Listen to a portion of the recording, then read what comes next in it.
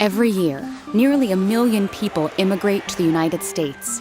Over 41 million legal and undocumented immigrants live in the country today. That's 13% of the population. How the U.S. deals with the flow of immigrants directly affects the country's security and economy. So why is immigration reform so controversial? Here is a rundown of the sticking points. Border security. Immigration policy aims to enable the flow of visitors and migrants while stopping terrorism, contraband, and unauthorized people.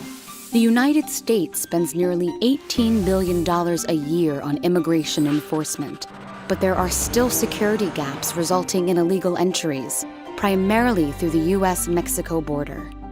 The debate centers around which enforcement methods are most effective. Undocumented immigrants. Those who enter the country illegally or overstay past the legal limit often settle and develop deep roots. Some were brought to the country as children. Many have U.S.-born children. But these 11.5 million people have no legal status, creating economic and social complications, such as gaps in tax collection and the amount of public services. The big question here: should there be a path to legal status or citizenship for undocumented immigrants? Refugees.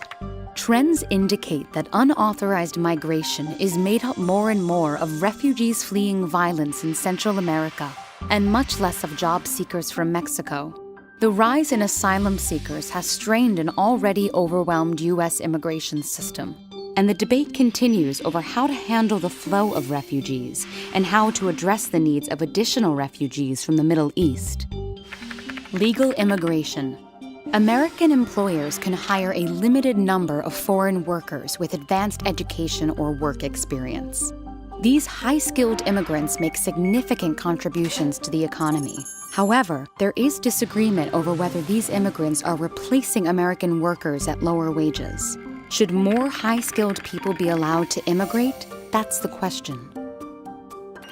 Comprehensive immigration reform that addresses all of these questions has eluded Washington for years.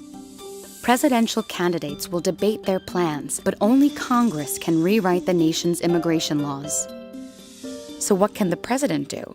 Use executive powers to veto bills and set policy on how strictly the law is enforced.